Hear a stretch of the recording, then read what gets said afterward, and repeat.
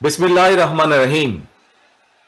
প্রিয় বাংলাদেশ, প্রিয় দেশবাসী, ভাই ও বোনেরা, আজকের এই অনুষ্ঠানের সম্মানিত সভাপতি জনাব মির্জা ফখরুল ইসলাম আলমগীর, মঞ্চে উপস্থিত নেতৃবৃন্দ, সামনে উপস্থিত আমার প্রিয় সহকর্মীবৃন্দ, আসসালামু আলাইকুম। বাংলাদেশের বীর ছাত্র জনতা, নারী, শিশু, কৃষক, শ্রমিক, সকল শ্রেণী পেশার মানুষ, সর্বস্তরের জনগণ বিশ্বকে দেখিয়ে দিয়েছে বাংলাদেশের জনগণ বন্দুকের সামনে বুক পেতে দিতে রাজি, তবুও তারা স্বৈর শাসনকে মেনে নিতে রাজি নয়। বাংলাদেশের সবচেয়ে জনপ্রিয় গণতান্ত্রিক রাজনৈতিক দল বিএনপির পক্ষ থেকে বাংলাদেশের গণতন্ত্রকামী বীর জনগণকে জানাই আন্তর্জাতিক গণতন্ত্র দিবসের সংগ্রামী শুভেচ্ছা।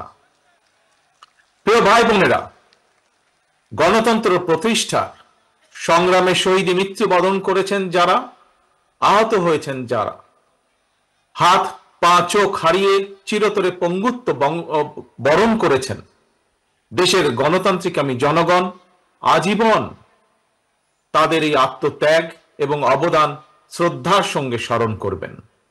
হতাহতদের প্রতিটি পরিবারের প্রতি অবশ্যই রাষ্ট্র তার যথাযথ দায়িত্ব পালন করবে বলে আমরা বিশ্বাস করি।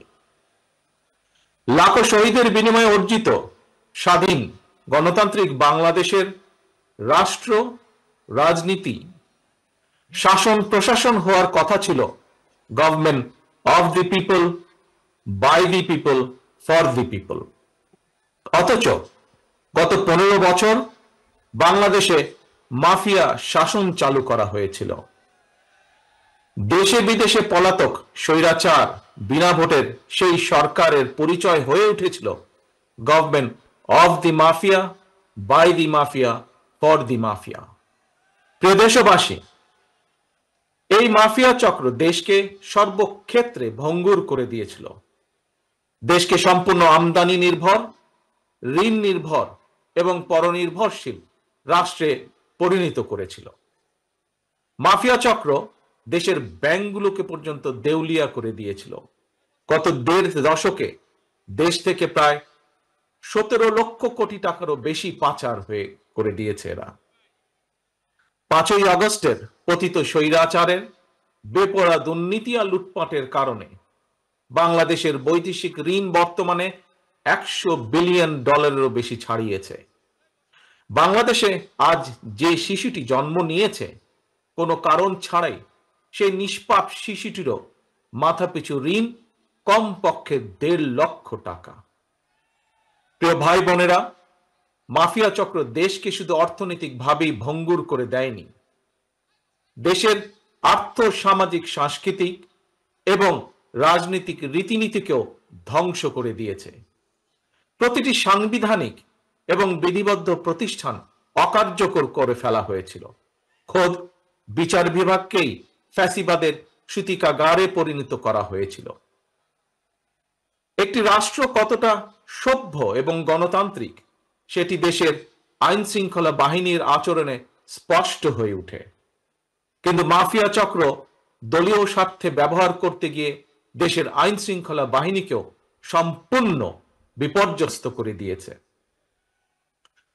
গণতন্ত্রকামী প্রিয় ভাই ও বোনেরা, অন্যায়, অনিয়ম আর অরাজকতার বিরুদ্ধে গণবিস্ফোরণে মাফিয়া চক্রের প্রধান দেশ ছেড়ে পালানোর পর দেশে মাফিয়া শাসন শোষণের অবসান ঘটেছে।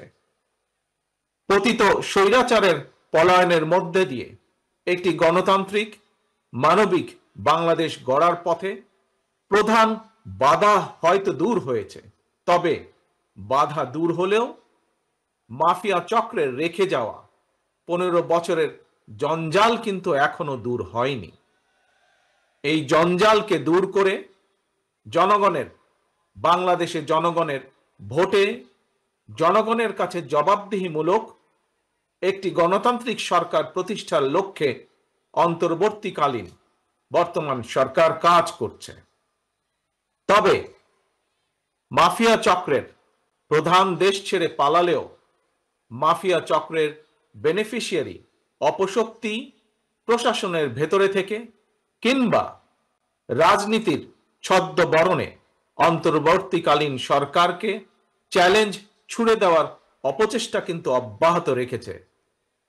প্রিয় দেশবাসী, ভাই ও বোনেরা, বর্তমান অন্তর্বর্তীকালীন সরকার হাজারো শহীদের রক্তের বিনিময় লক্ষ কোটি জনতার গণ অভ্যুত্থানের ফসল।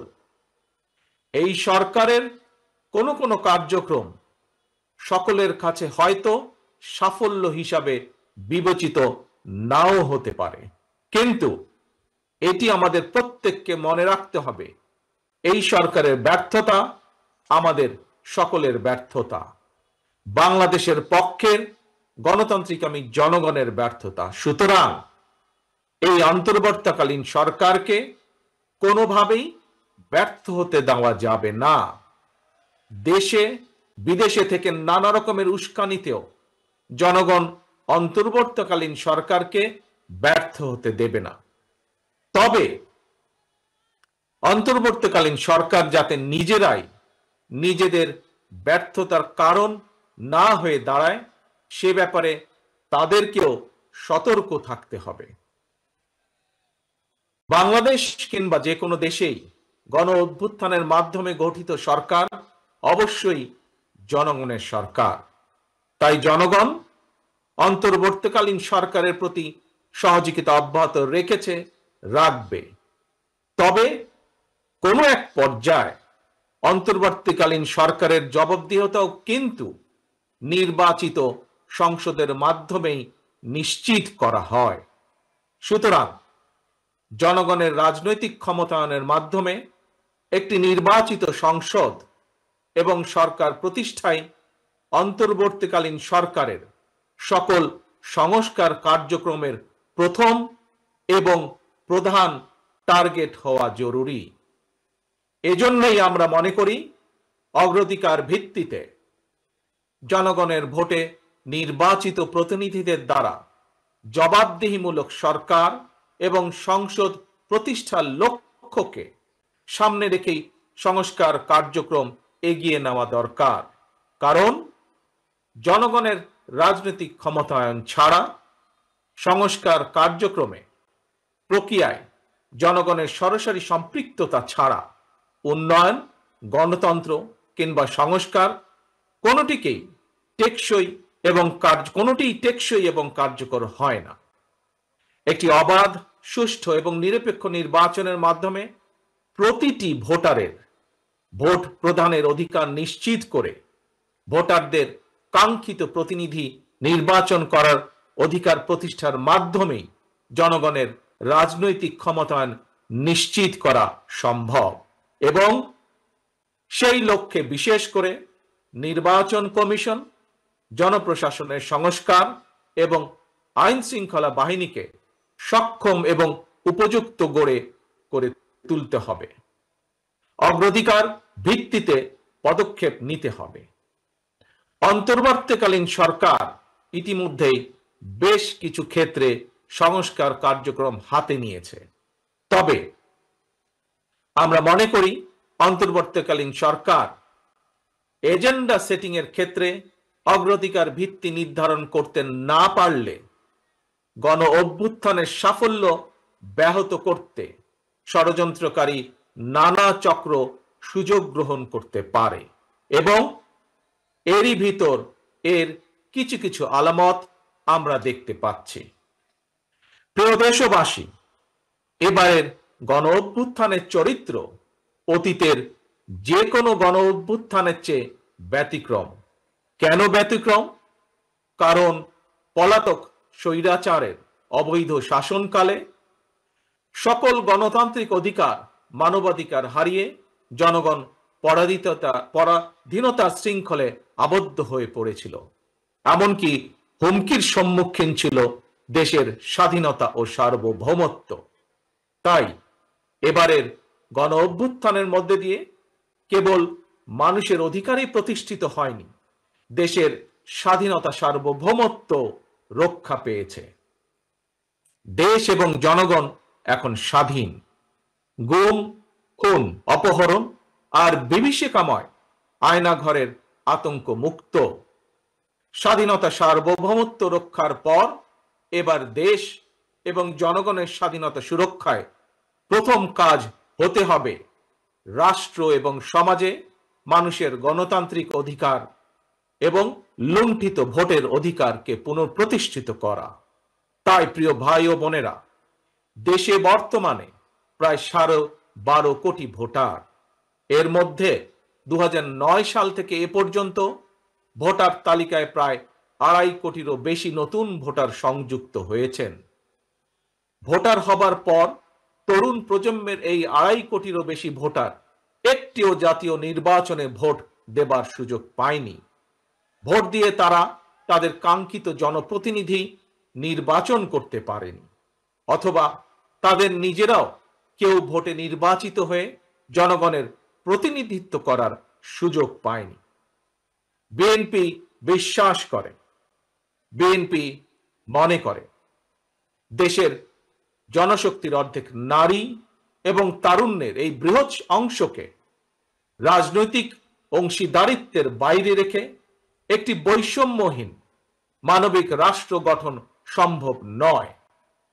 সংবিধান কিংবা প্রবিধানে যাই থাকুক, জনগণের রাজনৈতিক এবং অর্থনৈতিক ক্ষমতায়ন নিশ্চিত করা না গেলে, সংস্কার প্রক্রিয়ায় জনগণকে সম্পৃক্ত করা না গেলে শেষ পর্যন্ত কোনো সংস্কার কার্যক্রমেরই কার্যকরী ফল পাওয়া যাবে না। প্রিয় দেশবাসী, ভাই ও বোনেরা, রাষ্ট্র, রাজনীতি এবং রাজনৈতিক দল হিসেবে বিএনপি দলীয় রাজনৈতিক কার্যক্রম সংস্কারের লক্ষ্যে প্রথমে 2022, পরবর্তীতে 2023 সালে বাংলাদেশের পক্ষের গণতান্ত্রিক রাজনৈতিক দলগুলোর প্রতিনিধিদের উপস্থিতিতে 31 দফা কর্মসূচি ঘোষণা করেছিল। তবে ঘোষিত 31 দফাই শেষ কথা নয়। বিএনপি মনে করে রাষ্ট্র কিংবা রাজনীতি সকল ক্ষেত্রেই সংস্কার কার্যক্রম একটি ধারাবাহিক এবং চলমান প্রক্রিয়া। সুতরাং রাষ্ট্র এবং রাজনীতি সংস্কারে বিএনপি ঘোষিত 31 দফা সংস্কার কর্মসূচির আরো প্রয়োজনীয় পরিবর্তন পরিমার্জনকেও বিএনপি স্বাগত জানায়। এমনকি কেউ যদি মনে করেন একটি উন্নত এবং নিরাপদ বাংলাদেশের জন্য আরো নতুন রাজনৈতিক দলের প্রয়োজন রয়েছে, তাতেও দোষের কিছু নেই। কারণ শেষ পর্যন্ত জনগণই চূড়ান্ত সিদ্ধান্ত নেবে। জনগণ কাকে সমর্থন জানাবে কিংবা কাকে সমর্থন দেবে না, এটি তাদেরই চূড়ান্ত বিষয়। এ কারণেই বিএনপি বরাবর জনগণের ভোটের অধিকারের উপর জোর দিয়েছে। বিএনপি মনে করে একমাত্র অবাধ, সুষ্ঠু নির্বাচনের মাধ্যমেই রাষ্ট্র, রাজনীতি এবং রাজনৈতিক বন্দোবস্তের সঙ্গে জনগণের প্রত্যক্ষ অংশদারিত্ব তৈরি হয়। গণতান্ত্রিক প্রিয় ভাই ও বোনেরা, গণ অভ্যুত্থান কিংবা সংস্কার কার্যক্রম নিয়ে রাজনীতির মাঠে নানা রকম কথা হচ্ছে। গণতান্ত্রিক রাজনীতিতে এটি একটি স্বাভাবিক এবং গ্রহণযোগ্য রীতি। প্রত্যেকেই তাদের নিজ নিজ দৃষ্টিভঙ্গি প্রকাশ করবেন, এটিই স্বাভাবিক। এই নিয়ে বিচলিত হওয়ার কোনোই কিছু নেই।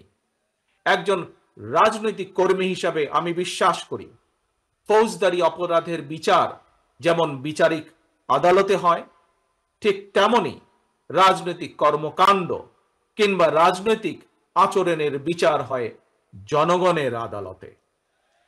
আমি আগেও বলেছি, আজ আবারও আপনাদের সামনে বলতে চাই, ক্ষমতার পরিবর্তন মানে শুধু রাষ্ট্র ক্ষমতার হাত বদল নয়।